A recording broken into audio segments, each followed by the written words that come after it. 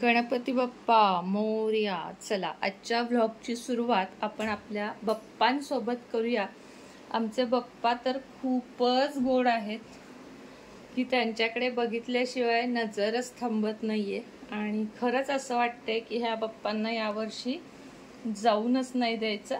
आणि त्यात मी काल हा उंदीर मामा आणला, खूपच छान आहे. तर चला आता आपण आजच्या दिवसाची सुरुवात करूया. तर काल सुद्धा ब्लॉग टाकला, मला वाटते मी छोटासा अगदी टाकला, काहीतरी वेगळाच व्हिडिओ काल मी इंडियन मॉम सुनेत्राला टाकायचं सोडून इकडे टाकला. पण म्हटलं आता सुद्धा टाकलाय तर राहू दे. तर चला, दिवसाची सुरुवात सगळ्याच महिलांची मला वाटते भांडी लावण्यापासून होते. आणि काल आमच्या आपल्या ताई असतात मदतीला, त्या नव्हत्या, त्यामुळं काल मी भांडी घासली होती. आणि अशी मनसोक्त भरपूर फेस करून आपल्याला आवडतात ना तशी, अशी गडबडीत, कारण त्यांना खूप कामं असतात त्यामुळं त्या खूप गडबडीत काम करतात.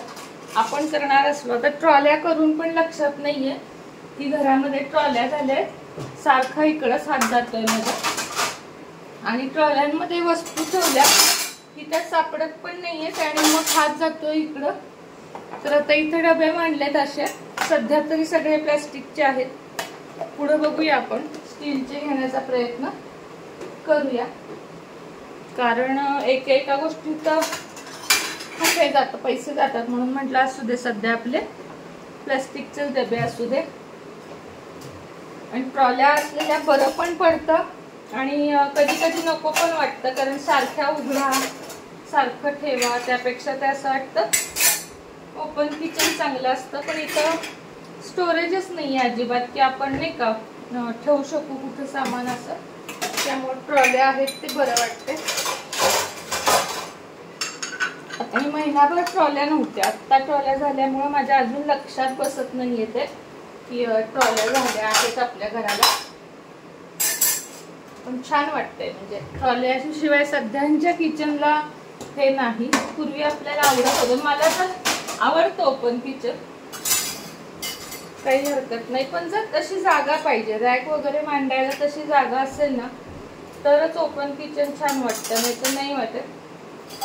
बाप्पा घरात आहे, खूपच जास्त प्रसन्न वाटत आहे. आणि तुमचंही सगळ्यांचं तसंच असेल हो ना. काल बाहेर गेले, फुलं वगैरे आणली आणि स्वतःसाठी काहीतरी घेऊन आले, दाखवते. बरेच दिवस मनात होतं, म्हणजे पूर्वी होतं माझ्याकडे, सध्या नव्हतं. का नको, घेऊ का नको करत मी ती वस्तू घेतली.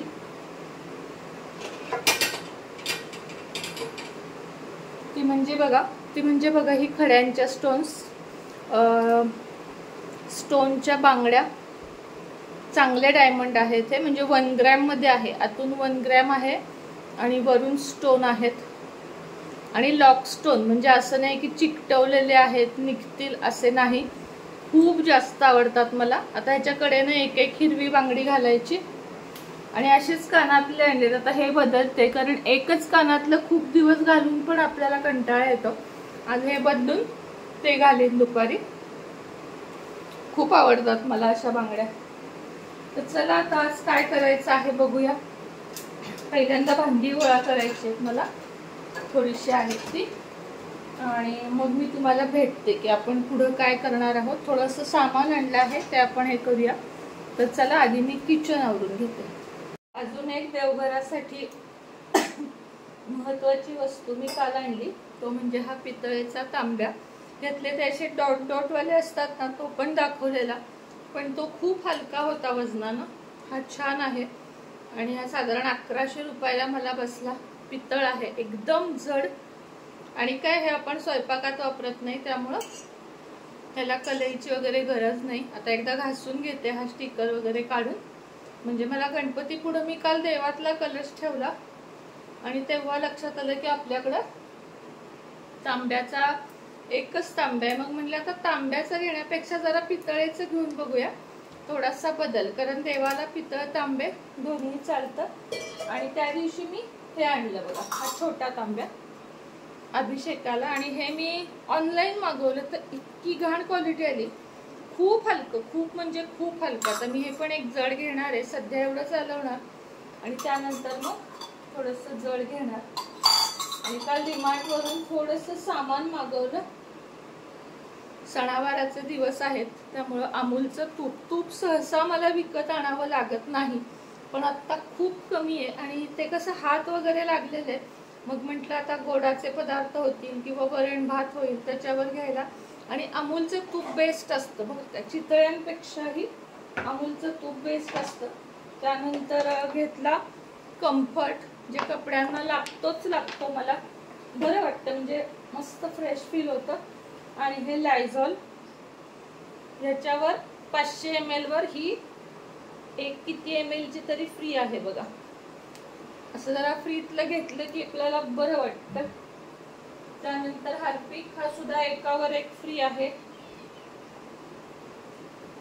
कितीला आहे? 430 रुपयामध्ये 2 आहेत. हे पण छान आहेत, म्हणजे किंमत छान आहे. आणि हे एरियलचं टॉप लोडचं, हे ग्रीन वालच मी नेहमी वापरते, तर हे एक आणलेलं आहे. अशी छोटी मोठी खरेदी काल झालेली आहे. तर चला आता मी तुम्हाला भेटते, स्वयंपाक करते काहीतरी, आणि बघूया मग छोटी छोटी शॉपिंग. आणि माझ्या बांगड्या कशा वाटल्या नक्की सांगा मला.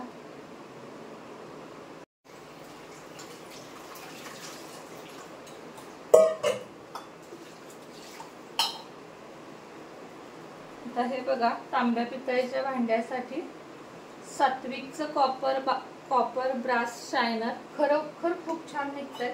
तर तुम्हाला दाखवते या भांड्यावर नुसतं मारल्यावर ते कसं होतं.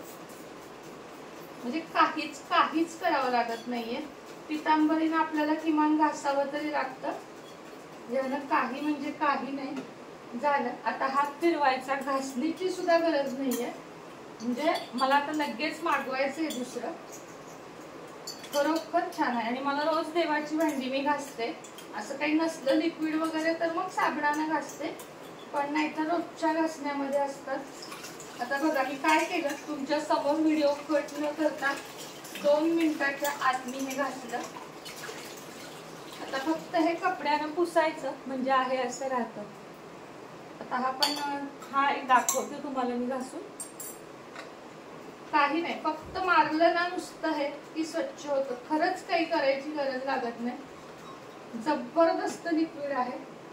आज कुणाकुणाचा ऋषी पंचमीचा उपवास आहे, माझा नसतो. म्हणजे मी आजपर्यंत कधीच केलेला नाहीये, कारण त्याचे ते नांगरात तुम्हाला काय नियम सांगितलं ना मी, नांगर न लागलेल्या भाज्या वगैरे, मग ते असं वाटतं नाही मिळाल्या, लोकांनी फसवलं, तर मग आपलं ते व्रत मोडलं असं वाटतं. म्हणून मग मी ते नाही धरलं. बाकी काही नाही, व्रत खूप चांगलं असतं ते धरायला.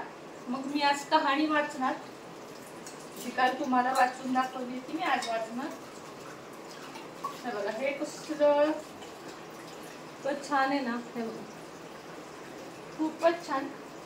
आता हा एक आपला तांब्या नवीन आहे, पण घासायचा, कारण देवाला वापरायचा आहे आपल्याला.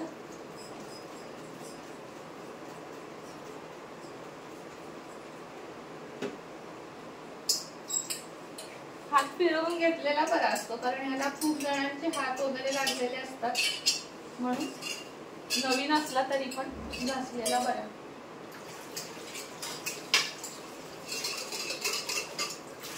चला आता कपड्यानं पुसूया. कसा निघाला सांगा, म्हणजे नवीन असून पण अजूनच त्याला सोन्यासारखा दिसतोय अगदी. तर चला मी आता पुसून घेते, कारण आपल्याला आरती पण करायची आहे. हा सिलेंडर अजून ट्रॉल्यांच्या बाहेर आहे. सिलेंडरवाले आज दिसले तर बोलव, पण ते ट्रॉल्यांच्या बाहेर आहे. चला मग आपण थोडं काम करूया. तर चला आता आपण मेथी निवडून घेऊया.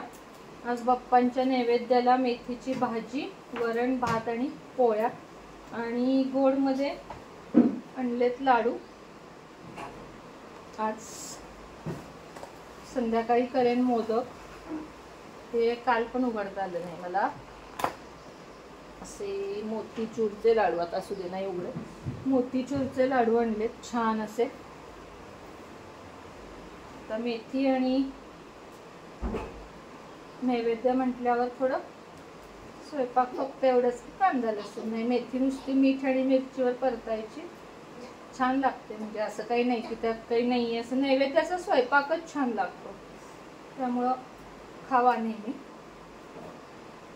तर चला आता आपण स्वयंपाक करूया. आता तुम्हाला मी डायरेक्ट ना जरा बाप्पाची आरती करते आणि मग भेटते. बाप्पाची आरती कालपासून दाखवली नाही, किमान एक आरती तरी तुमच्या बरोबर आज मी शेअर करेन.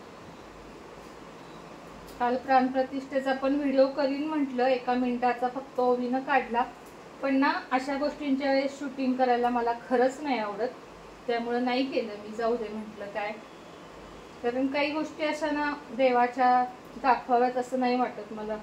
जसं की आपल्याकडे वर्षातनं एकदा गणपती येतो, मग त्याची अगदी सगळी पूजा प्राणप्रतिष्ठा पण दाखवायची, असं चांगलं नाही वाटत मला, म्हणून मी नाही केलं शूटिंग.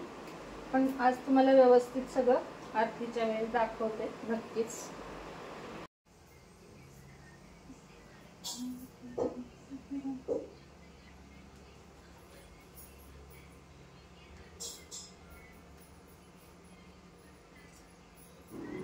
खरं तर गणपती बाप्पा बसवण्याचं जराही मनात नव्हतं, पण महाराजांना किंवा बाप्पाला जिथं जेव्हा जायचं असतं तेव्हा ते आपल्याकडून सेवा करून घेतात याची पुन्हा एकदा प्रचिती आली आणि बाप्पा घरामध्ये विराजमान झाले. आणि खरं सांगते की जर नसतं गणपती बाप्पा बसवले तर उगाचच मला उदास वाटलं असतं आणि माझे हे 4-5 दिवस खूप असे दुःखी गेले असते. आणि बाप्पा आल्यामुळे इतका आनंद घरामध्ये झाला आणि एवढं पॉझिटिव्ह फील झालं की मला किती वेळा मी इथं या रूममध्ये येते आणि बाप्पांना बघते हे माझं मलाच माहीत नाही आहे, काय करू आणि काय नको असं होत आहे. आणि खरं तर प्रत्येकालाच होतं असं. ते जे आपण डेकोरेशन करतो किंवा काय, ते सगळं बाप्पा येण्याच्या आधी असतं आणि बाप्पा आल्यावर लक्ष जातं ते फक्त आणि फक्त गणपतीकडं. बाकी डेकोरेशन वगैरे काही नाही. दिवे, धूप, दीप आणि गणपती बाप्पा, आरती, नैवेद्य याकडेच आपलं लक्ष असतं आणि माझंही तसंच झालं. तर चला आता तुम्ही थोड्या वेळ गणपती बाप्पा बघा आणि आजचा व्हिडिओ मी इथंच थांबवते. पुन्हा भेटूया नवीन ब्लॉग सोबत. तोपर्यंत सगळ्यांना श्री स्वामी समर्थ.